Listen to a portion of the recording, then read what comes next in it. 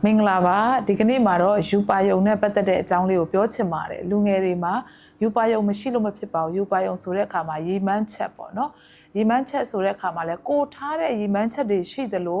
ကိုပေါ်မှာဖျားထားတဲ့ရီမန်းချက်တွေပန်းနိုင်နေပေါ့နော်ဘုရားသခင်ဖွင့်ပြတဲ့အရာတွေဖြစ်ဖို့ရန်အတွက်အရန်ကိုအရေးကြီးတာဖြစ်ပါတယ်လို့ဆိုတော့အရင်ဦးဆုံးကျမ်းစာအနေနဲ့ဟာဘကုတ်အခန်းကြီး1အငယ်1ကနေ3ကိုဖတ်ချင်တယ်ထာဝရဘုရားသည်ဖတ်တော်သူသည်ပြေးလျက်ဖတ်နိုင်အောင်ဗျာတဲ့ယူပါယုံကိုတင်ပုံးပေါ်မှာအခရာတင်၍ရေးမှတ်လော့ထိုယူပါယုံသည်ချင်းချက်သောအချိန်နှင့်ဆိုင်၍အမှုကုန်ရသောကာလကိုဆိုလို၏မုတာနှင့်ကင်းလို့၏ဆိုင်းတော်လဲမျော်လင့်လော့နောက်မကြပဲဧကန်အမှန်ရောက်လိမ့်မယ်တဲ့ဆိုတော့ဘုရားသခင်ကယူပါယုံပေးတဲ့အခါမှာအဲ့ဒီယူပါယုံကိုဘာလို့ခိုင်းတယ်လဲဆိုရင်ဖတ်တော်သူပင်လင်ပြေးပြီးတော့မှဖတ်တဲ့အခါမှာမြင်နိုင်လို့เนาะပြေးတော်သူပင်လင်မြင်နိုင်ဖို့ရန်အတွက်တဲ့တင်ပုံးပေါ်မှာအခရာတင်ပြီးတော့ရေးပါတယ်ဒီနေ့ကျမတို့ရဲ့အသက်တာထဲမှာကျမတို့ထားတဲ့ပန်းနိုင်တွေ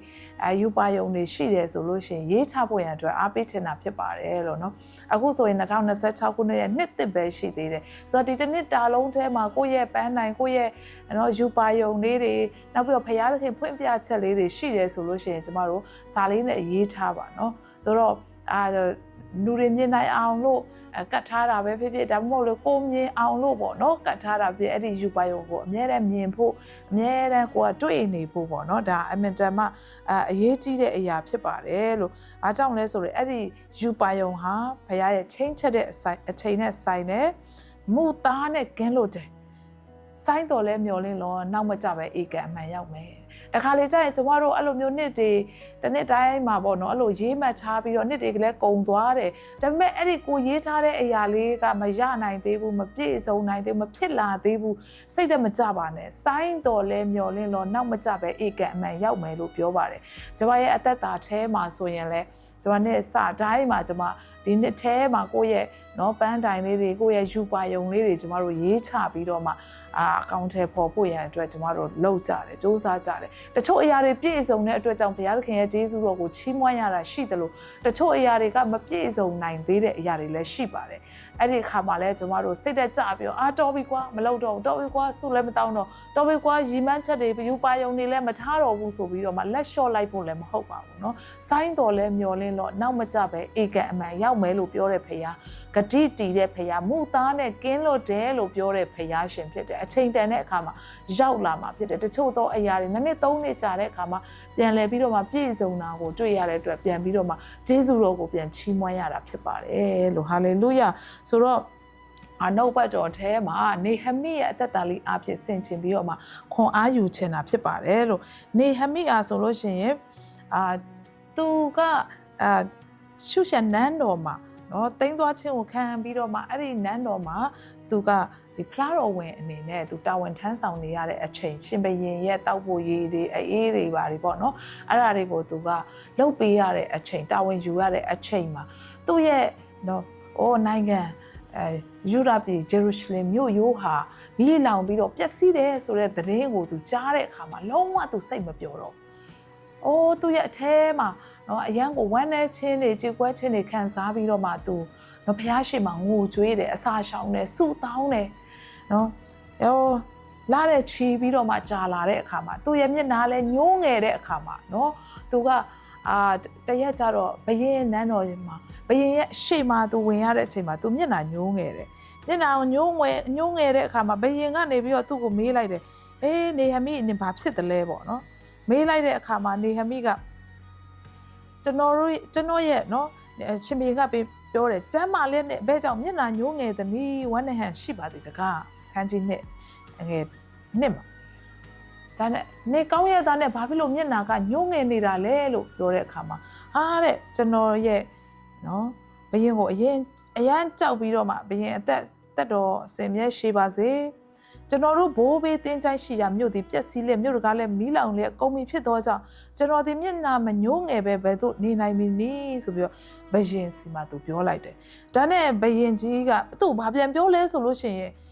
နော်သူဘယင်ကြီးကိုအရှင်မင်းကြီးအလိုတော်ရှိတယ်စိတ်တော်နဲ့တွေ့ရင်တဲ့ကျွန်တော်ဘိုးဘေးရှိတယ်ကျွန်တော်ရဲ့မြို့ပေါ့နော်အဲ့ဒီမြို့ကိုကျွန်တော်ပြန်သွားချင်ပါတယ်လို့ယူရပြည်ကိုဆေလွတ်ပါဆိုပြီးတော့မှဖ ဖယားသခင်ကိုဆုတောင်းပြီးမှရှောက်တယ်တဲ့အငယ်9မှာဖယားကိုဆုတောင်းပြီးတော့မှသူဘာလုပ်လဲဆိုလို့ရှိရင်အဲ့ဒီစကားကိုရှင်ဘုရင်မှာပြောလိုက်တယ်ဒါနဲ့ရှင်ဘုရင်ကဘာပြောလဲဆိုတော့သူ့ကိုချက်ချင်းပဲနင်သွားတယ်ဆိုဘယ်လောက်ကြာမလဲပြီးတဲ့အခါမှာကာလအချိန်ကိုတဲ့ငါရှောက်ထားပြီးမှအငယ်6မှာနော်တင်သွားလျင်ဘယ်မြကာလကြာလိမ့်မည်နေအဘယ်ကာလမှာပြန်လာမင်းနီးဟုမေးတော်မူသောကာလအချိန်ကိုငါရှောက်ထားပြီးမှရှင်ဘုရင်သည်အလိုတော်ရှိ၍ငါ့ကိုလွှတ်လိုက်တော်မူ၏ဆိုအဲ့ဒီမှာသူကစုပဲတောင်းနေပြီးတော့မှသူ့ရဲ့ယူပါယုံကိုသူကမရေးချထားဘူးမတွက်ချက်ထားဘူးဆိုလို့ရှိရင်ရှင်ဘုရင်မေးတဲ့အချိန်မှာသူ့မှာဖြေစရာရှိမှာမဟုတ်ဘူးဘယ်လောက်ကြာမလဲမေးတဲ့အခါမှာကြာမဲ့အချိန်ကိုသူပြောတယ်တဲ့ကျမ်းစာထဲမှာတော့ဘယ်လောက်ကြာမယ်ဆိုတာအတိအကျမရေးပေမဲ့ကြာမဲ့အချိန်ကိုသူပြောလိုက်တယ်လို့သူပြောတယ်အဲ့ဒါနဲ့ရှင်ဘုရင်စီမှာနော်သူဆက်ပြီးတော့မှဘာပြောလဲဆိုလို့ရှိရင်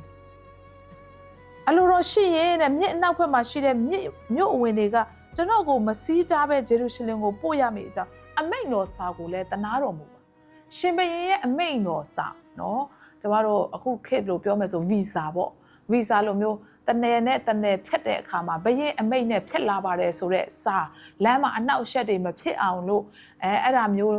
ပေးလိုက်ပါဆိုပြီးတော့မှဘရင်ကိုတခါတည်းသူတောင်းတယ်ဘာကြောင့်လဲသူ့ရဲ့ယူပါယုံအတွက်သူကအကုန်လုံးကိုရေးချပြီးသား plan တွေရှိပြီးသားဖြစ်တဲ့အခါမှာဘရင်စီမှာပြောတဲ့အခါမှာသူ့မှာချက်ချင်းအတိအကျနဲ့အကုန်လုံးပြောနိုင်တယ်ဆိုတာတွေ့ရတယ်နောက်ပြီးတော့သူဘာပြောလဲဥယျာဉ်တော်မူအာတက်ကတဲ့ဗိမာန်တော်ရဲတိုက်တကားတိုင်နဲ့တကားထုတ်ဖို့တဲ့နော်တကားတွေတဲ့တိုင်နေတဲ့ဒါတွေတဲ့မြို့ရိုးတွေတဲ့ပြီးရင်ကျွန်တော်နေဖို့အိမ်တဲ့ကျွန်တော်နေဖို့အိမ်အတွက်အဲ့ဒီယေရုရှလင်ကိုပြန်တဲ့အခါမှာကျွန်တော်ကအိမ်မရှိတော့ဘူးကျွန်တော်နေဖို့အိမ်အတွက်တစ်ကိုလည်းပေးလိုက်ဖို့တဲ့အမိန့်တော်စာရေးပေးပါတဲ့အကုန်လုံးသူကတွက်ချက်ပြီးသားအဲ့ဒီမြို့ရိုးကိုပြန်လဲတိဆောက်တဲ့အခါမှာတိုင်တွေဘယ်လောက်ကုန်မလဲတစ်သားတွေဘယ်လောက်ကုန်မလဲပြီးရင်တကားတွေနော်ပြန်ပြုတ်ပြင်တဲ့အခါမှာတကားတွေဘယ်လောက်ကုန်မလဲသူနေဖို့အိမ်အတွက်ဘယ်လောက်ကုန်မလဲဒီတစ်တွေအားလုံးကိုတဲ့နော်ပေးလိုက်ဖို့ရန်အတွက်တဲ့ဥယျာဉ်တော်မူအာသက်ကိုလည်းစာရေးပေးပါအောင်တဲ့ဆိုတော့အဲ့ဒါနဲ့ဘာလုပ်လဲဆိုတော့တောင်းလျှောက်သည့်အတိုင်းငါပြီးဖရာသခင်တကိုးတော်ကျေးဇူးကြောင့်ရှင်ဘုရင်သည်ပေးသနာတော်မူဘုရင်ကလည်းပေးတယ်ဆူတောင်းခြင်းနဲ့သူ့ရဲ့အသက်တာထဲမှာ plan တွေချတယ်ရေးဆွဲတယ်နော်သူ့ရဲ့ယူပါယုံတွေချရေးတယ်ဘုရားသခင်အခွင့်ပေးလာလို့ရှင်ဘုရင်နဲ့စကားပြောရတဲ့အချိန်မှာသူချက်ချင်းပဲနော်သူဘယ်လောက်ကြာမလဲဘာတွေကုန်မယ်ဘာတွေလိုအပ်မယ်လမ်းခီးမှာဘယ်လိုတွေသူသွားမယ်နောက်ထပ်ပြောသေးတယ်အငယ်ကိုမှာမြစ်အနောက်ဘက်မြို့ဝင်တို့ကိုတဲ့ဗာလဲရှင်ဘုရင်မိန့်တော်စာပြရှင်ဘုရင်ကလည်းတက်မိုးနဲ့မြင်းစည်းသူရဲတို့ကိုငါနဲ့အတူဆေလွတ်တယ်တက်မှုတွေရောမြင်းစည်းသူရဲတွေကောနော်မြင်းတွေကောအဲ့ဒါတွေကိုဗာလဲဆိုရင်ရှင်ဘုရင်ကထဲ့ပေးလိုက်တယ်တဲ့နော်သူနဲ့အတူသွားဖို့ရန်အတွက်လမ်းမှာဘာမှပြဿနာမရှိဖို့ရန်အတွက်ဆိုတော့အရာခတ်သိန်းကိုသူကအကုန်လုံးဆူတောင်းခြင်းနဲ့ plan ချထားတယ်ဘုရင်နဲ့တွေ့တဲ့အခါမှာအားလုံးကိုသူပြောတဲ့အခါမှာဘုရားရဲ့ကျေးဇူးတော်ကြောင့်အကုန်လုံးအဆင်ပြေပြီးတော့မှဂျေရုရှလင်ကိုရောက်သွားတယ်ဂျေရုရှလင်ရောက်သွားပြီးတော့မှသူဘာလုပ်လဲဆိုလို့ရှိရင်ဂျေရုရှလင်ရောက်တော့လေ3ရက်နေတယ်တဲ့နော်ပြီးတော့အခါမှာ7မှာကိုနဲ့ပါတော့သူအချိုးနဲ့တကွာတဲ့ညအခါထပြီးဂျေရုရှလင်မြို့ပြုတ်ပြင်ချင်းကဖယားသခင်ကငါ့ကိုဘလို့အကြံပေးလဲဆိုတာကိုတခြားသူတယောက်ကိုမြတ်မပြောဘယ်သူမှမပြောသေးဘူးကိုစီးသောမြင်းမတပါအဘယ်အရာမြတ်မပါဘဲနဲ့ညအခါဂျိုက်တကားဖြစ်ထွက်၍ငကားရည်တွင်တစ်ဖက်တစ်ချက်နောက်ချေးတကားတိုင်အောင်သွားတယ်။အော်သူဘာလုပ်လဲအစီအစဉ်တွေသူချတယ်ဖယားနဲ့ပဲအစီအစဉ်ဆွဲနေတယ်နော်ဘုရားသခင်ဖွင့်ပြတဲ့အရာတဲ့ဘုရားသခင်အကြံပေးတဲ့အရာတွေကိုတဲ့ဘယ်သူမှမပြောသေးပဲနဲ့တဲ့တရားအောက်ထဲမြို့ကိုပတ်ပြီးအခြေအနေတွေသူလိုက်ကြည့်တယ်။ပြီးတော့မှမြို့တကားတွေမီးလောင်နေလို့မရှိတော့တာတွေမြို့ရိုးပြအများကြီးသူတွေ့ခဲ့တယ်။အဲ့ဒါတွေကိုသူဘယ်လိုလုပ်မလဲဆိုတာကိုအသေးစိတ်ဘုရားသခင်ရဲ့အကြံပေးခြင်းအဖြစ်ဘုရားသခင်မှာဆုတောင်းခြင်းအဖြစ်ဘုရားဉာဏ်ပညာပေးခြင်းအဖြစ်သူကအဲ့ဒီမှာအဖွဲ့တွေခွဲပြီးတော့မှ